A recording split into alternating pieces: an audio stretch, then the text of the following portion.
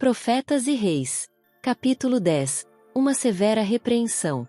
Este capítulo é baseado em 1 Reis 17, versos 8 a 24, e 1 Reis 18, versos 1 a 19. Durante algum tempo, Elias permaneceu oculto nas montanhas junto ao ribeiro de Quirite. Ali foi por muitos meses miraculosamente provido com alimento. Mais tarde, quando, devido à estiagem, o ribeiro secou, Deus mandou seu servo procurar refúgio numa terra pagã. Levanta-te, Deus lhe ordenou, e vai a Sarepta, que é de Sidom, e habita ali, eis que eu ordenei ali a uma mulher viúva que te sustente. 1 Reis 17, verso 9.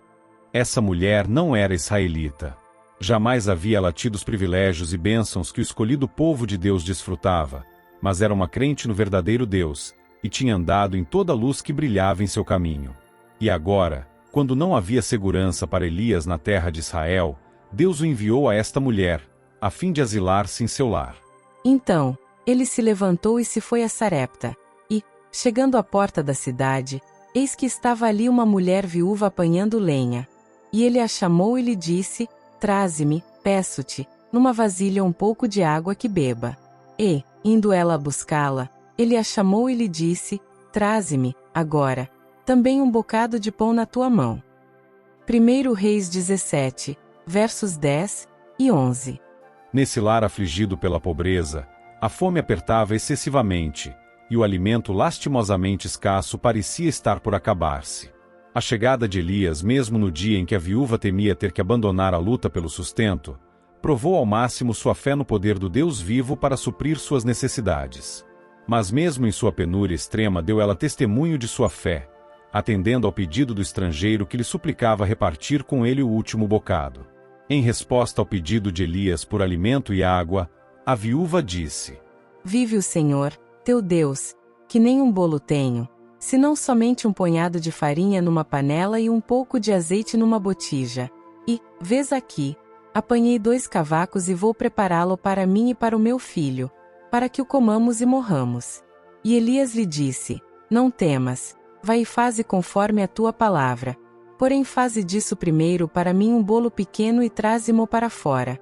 Depois, farás para ti e para teu filho. Porque assim diz o Senhor, Deus de Israel: a farinha da panela não se acabará, e o azeite da botija não faltará, até o dia em que o Senhor dê chuva sobre a terra. 1 Reis 17, versos 12 a 14. Nenhuma prova de fé maior que essa poderia ter sido requerida. A viúva tinha até então tratado todos os estrangeiros com bondade e liberalidade. Agora, indiferente aos sofrimentos que poderiam resultar a ela e seu filho, e confiando no Deus de Israel para suprir cada uma de suas necessidades, ela enfrentou esta suprema prova de hospitalidade, fazendo conforme a palavra de Elias. 1 Reis 17, verso 15. Maravilhosa foi a hospitalidade mostrada ao profeta de Deus por esta mulher fenícia, e maravilhosamente foram sua fé e generosidade recompensadas. E assim comeu ela, e ele, e a sua casa muitos dias.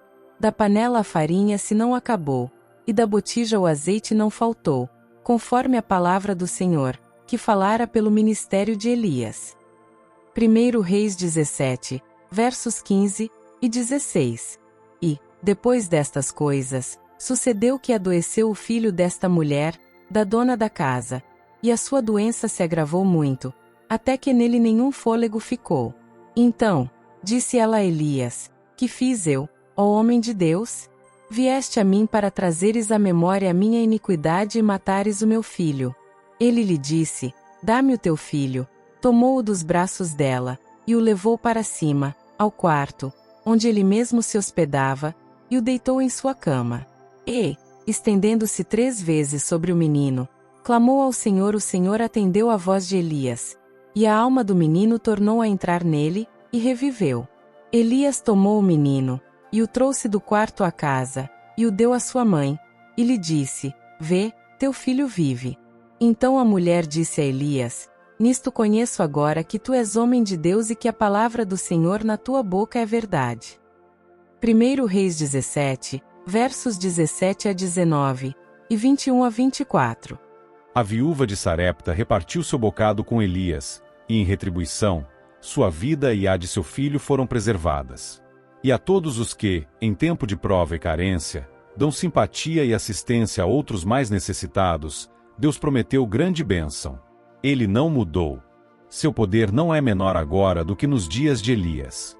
Nem é a promessa menos verdadeira agora do que quando foi dita pelo Salvador.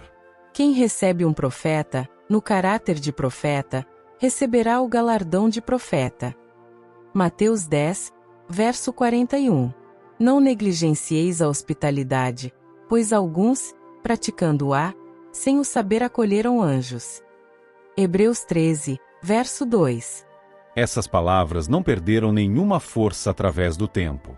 Nosso Pai Celestial ainda continua a pôr no caminho de seus filhos oportunidades que são bênçãos disfarçadas, e os que aproveitam essas oportunidades encontram grande regozijo. Se abrires a tua alma ao faminto e fartares a alma aflita, então, a tua luz nascerá nas trevas, e a tua escuridão será como o meio-dia. O Senhor te guiará continuamente, fartará a tua alma até em lugares áridos e fortificará os teus ossos. Serás como um jardim regado e como um manancial cujas águas jamais faltam. Isaías 58, versos 10 e 11. A seus fiéis servos hoje Cristo diz: quem vos recebe, a mim me recebe, e quem me recebe a mim, recebe aquele que me enviou. Nenhum ato de bondade manifestado em seu nome deixará de ser reconhecido e recompensado. E no mesmo terno reconhecimento Cristo inclui o mais fraco e mais humilde da família de Deus. E qualquer que tiver dado só que seja um copo d'água fria, diz ele, a um destes pequenos, os que são como crianças em sua fé e seu conhecimento de Cristo, em nome de discípulo, em verdade vos digo que de modo algum perderá o seu galardão. Mateus 10, versos 40 e 42. Através dos longos anos de estiagem e fome, Elias orou fervorosamente para que o coração dos israelitas volvesse da idolatria para a fidelidade a Deus. Com paciência o profeta esperou, enquanto a mão do Senhor caía pesadamente sobre a terra flagelada. Ao ver as provas de sofrimento e privação multiplicarem-se por toda parte, seu coração se confrangeu de tristeza, e almejou possuir o necessário poder para efetuar uma rápida reforma. Deus mesmo, porém, estava a realizar seu plano, e tudo que seu servo podia fazer era continuar orando, com fé, e aguardar a ocasião oportuna para agir decididamente. A apostasia predominante nos dias de Acabe era o resultado de muitos anos de prática do mal.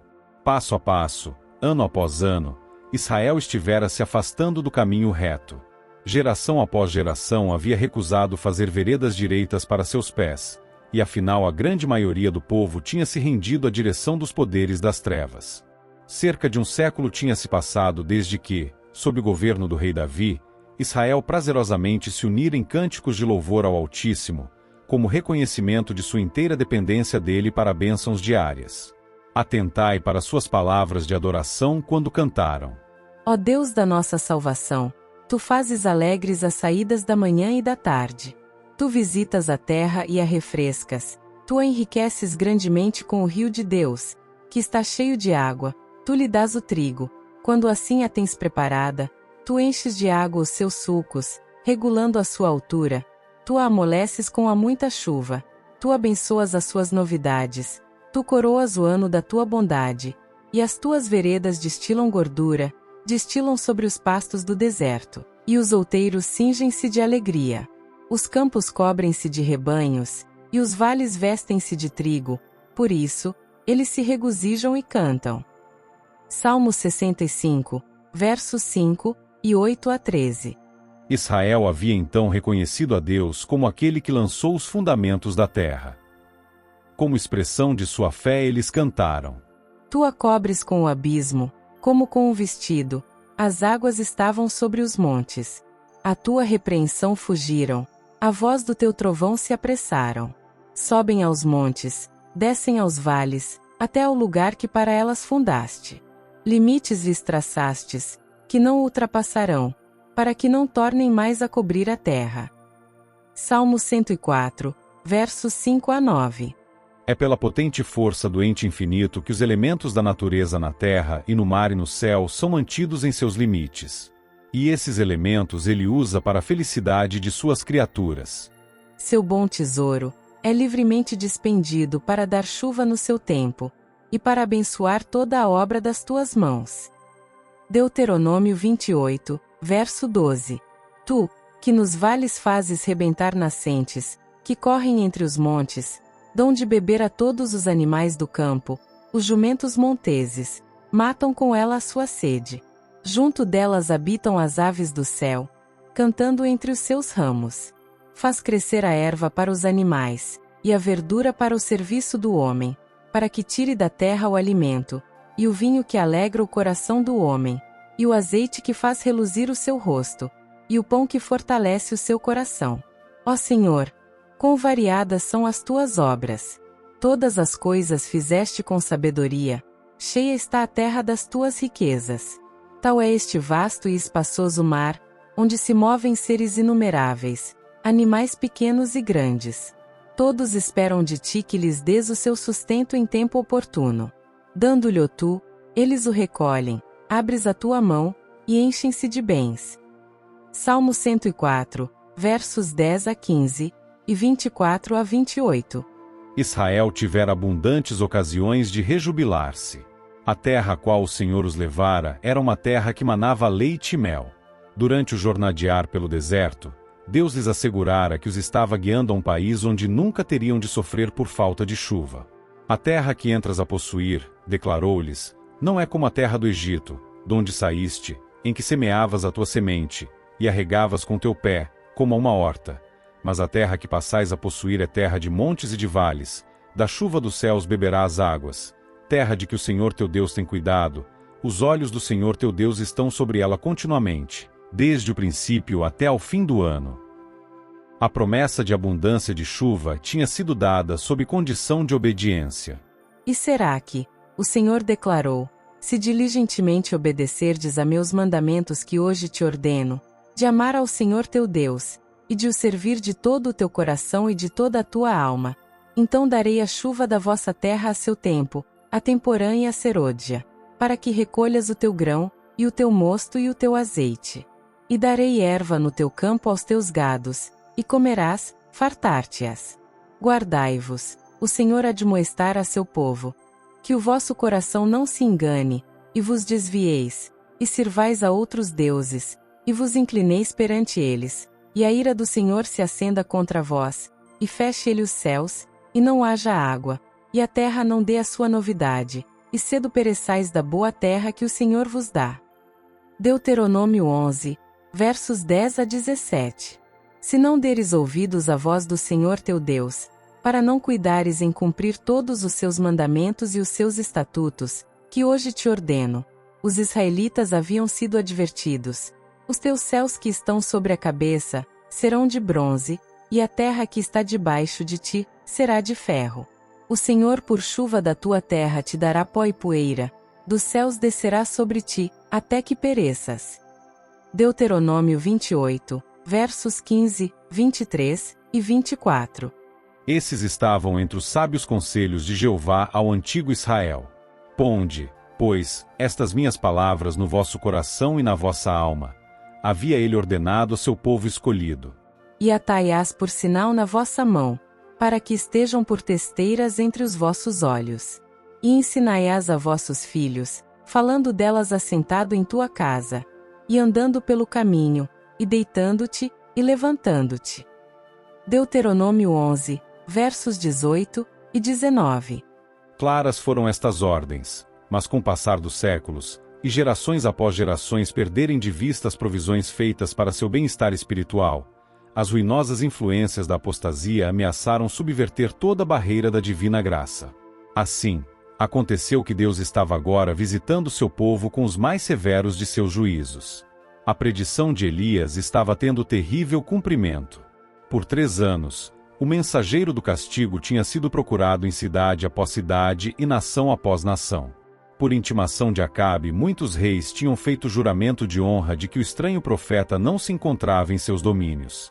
Contudo, a busca continuava, pois Jezabel e os profetas de Baal odiavam Elias com ódio mortal, e não poupavam esforços para trazê-lo ao alcance de seu poder. E ainda não havia chovido. Afinal, muito tempo depois, veio a palavra do Senhor a Elias, no terceiro ano, dizendo: Vai, apresenta-te a Acabe, porque darei chuva sobre a terra. 1 Reis 18, verso 1. Em obediência à ordem partiu, pois, Elias a apresentar-se a Acabe. 1 Reis 18, verso 2. Aproximadamente ao tempo em que o profeta pôs-se de viagem para Samaria, Acabe havia proposto a Obadias, mordomo de sua casa, que fizessem rigorosa procura de fontes e ribeiros de águas, na esperança de encontrar pastagem para seu gado e rebanhos famintos. Até mesmo na corte real, os efeitos da demorada estiagem foram agudamente sentidos. O rei, profundamente preocupado quanto ao futuro de sua casa, decidiu unir pessoalmente seus esforços aos de seu servo na busca de alguns pontos favoráveis onde pudesse haver pastagem. E repartiram entre si a terra para passarem por ela. Acabe foi à parte por um caminho, e Obadias também foi à parte por outro caminho. Estando, pois, Obadias já em caminho, eis que Elias o encontrou, e, conhecendo ele, prostrou-se sobre o seu rosto e disse: És tu meu senhor Elias? Durante a apostasia de Israel, Obadias tinha permanecido fiel. Seu senhor, o rei, fora incapaz de desviá-lo de sua fidelidade ao Deus vivo. Agora era honrado com uma comissão da parte de Elias, que lhe disse: Vai, e dize a teu senhor: Eis que aqui está Elias. Grandemente aterrado, Obadias exclamou: Em que pequei, para que entregues teu servo na mão de Acabe, para que me mate? Levar a Acabe uma mensagem como esta era o mesmo que cortejar morte certa.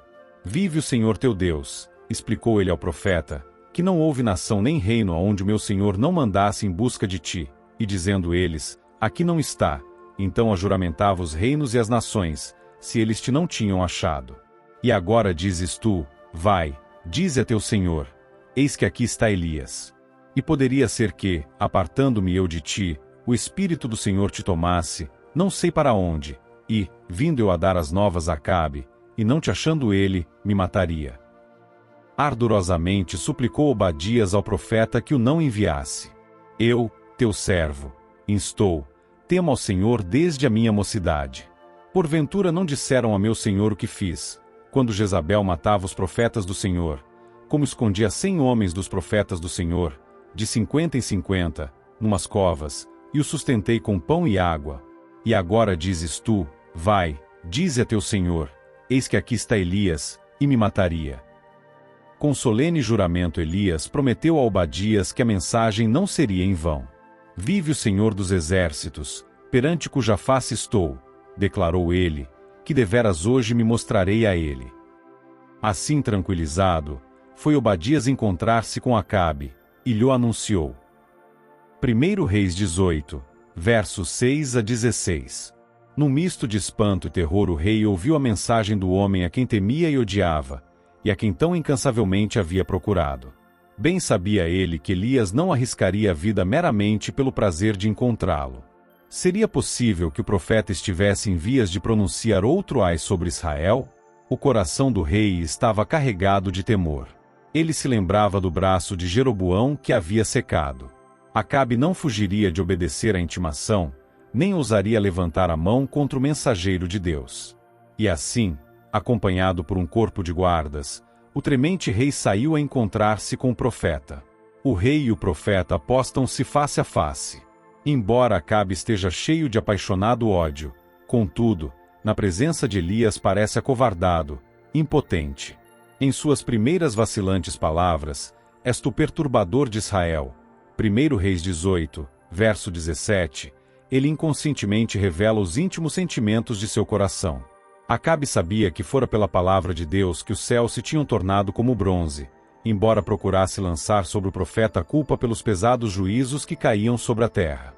É natural que o causador do mal torne o mensageiro de Deus responsável pelas calamidades que vêm como seguro resultado do afastamento do caminho da justiça.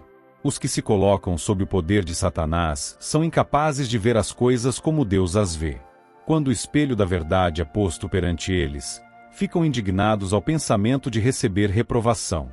Cegados pelo pecado, recusam-se a arrepender-se, sentem que os servos de Deus se voltaram contra eles, e são dignos da mais severa censura.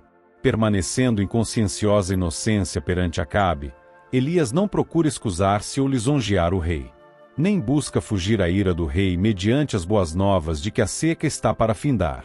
Ele não tem desculpas a pedir. Com indignação e em zelo pela honra de Deus, devolve a imputação de Acabe, declarando audazmente ao rei que são os pecados dele, rei, e de seus pais, que trouxeram sobre Israel esta terrível calamidade. Eu não tenho perturbado a Israel, sustentou ousadamente, mas tu e a casa de teu pai, porque deixastes os mandamentos do Senhor e seguistes a Baalim. Há necessidade hoje da voz de severa repreensão, pois graves pecados têm separado de Deus o povo. A infidelidade está depressa tornando-se moda. Não queremos que este reine sobre nós. Lucas 19, verso 14, é a linguagem de milhares. Os sermões macios tão frequentemente pregados não deixam impressão duradoura. A trombeta não dá um sonido certo. Os homens não são atingidos no coração pelas claras, cortantes verdades da palavra de Deus. Há muitos professos cristãos que, se expressassem seus reais sentimentos, diriam: que necessidade há de falar tão claramente? Seria o mesmo que perguntar: que necessidade havia de João Batista dizer aos fariseus: raça de víboras, quem vos ensinou a fugir da ira que está para vir? Lucas 3, verso 7. Que necessidade tinha ele de provocar a ira de Herodias, dizendo a Herodes que não lhe era lícito possuir a mulher de seu irmão? O precursor de Cristo perdeu a vida por falar claramente. Por que não podia ele ter prosseguido sem incorrer no desprazer dos que estavam vivendo em pecado? Assim, homens que deviam permanecer como fiéis guardiões da lei de Deus têm argumentado, a ponto de astúcia tomar o lugar da fidelidade, e o pecado ser deixado sem reprovação. Quando será a voz da fiel reprovação ouvida uma vez mais na igreja? Tu és este homem. 2 Samuel 12, verso 7. Palavras indiscutivelmente claras como estas dirigidas por Natã a Davi, raramente são ouvidas nos púlpitos de hoje, raramente vistas na imprensa pública. Se não fossem tão raras, veríamos mais do poder de Deus revelado entre os homens. Os mensageiros do Senhor não devem queixar-se de que seus esforços não produzem frutos, enquanto não se arrependerem de seu próprio amor ao aplauso e seu desejo de agradar aos homens, o que os leva a dissimular a verdade. Os pastores que apreciam agradar aos homens, que clamam paz, paz, quando Deus não falou de paz, bem deviam humilhar o coração perante Deus, pedindo perdão por sua insinceridade e falta de coragem moral. Não é por amor ao próximo que eles abrandam a mensagem que lhes é confiada, mas porque são indulgentes para consigo mesmos e amam a vida fácil. O verdadeiro amor busca primeiro a honra a Deus e a salvação das almas. Os que possuem este amor não se esquivarão à verdade para se abrigarem dos incômodos resultados de falar claramente. Quando pessoas estão em perigo de se perderem, os ministros de Deus não considerarão o eu, mas falarão a palavra que lhes é ordenada, recusando desculpar ou atenuar o mal. Seria ótimo se cada líder sentisse a inviolabilidade de seu ofício e a santidade de sua obra, e mostrasse a coragem revelada por Elias. Como mensageiros divinamente indicados, os pastores estão em posição de grave responsabilidade. Eles devem redarguir, repreender, exortar com toda longanimidade e doutrina. 2 Timóteo 4, verso 2. Em lugar de Cristo devem eles trabalhar como dispenseiros dos mistérios do céu, encorajando o obediente e advertindo o desobediente. Para eles a mundana sagacidade não deve ter nenhum peso. Nunca devem desviar-se do caminho que Jesus lhes ordenou seguir. Devem prosseguir em fé, lembrando-se de que estão rodeados por uma nuvem de testemunhas. Não devem falar suas próprias palavras, mas as palavras que alguém maior que os potentados da terra lhes ordenou falar. Sua mensagem deve ser: assim diz o Senhor. Êxodo 4, verso 22. Deus chama homens como Elias, Natã e João Batista, homens que levarão fielmente sua mensagem sem considerar as consequências, que corajosamente falarão a verdade, ainda que isso signifique sacrifício de tudo que possuem. Deus não pode usar homens que, em tempos de perigo, quando a força, a coragem e a influência de todos são necessárias, temem tomar uma firme posição pelo direito. Ele chama homens para que se empenhem fielmente na batalha contra o erro, guerreando contra principados e potestades, contra os príncipes das trevas deste século, contra as forças espirituais da maldade nos lugares celestiais. A tais é que ele dirigirá as palavras: Bem está, bom e fiel servo entra no gozo do teu Senhor. Mateus 25, verso 23.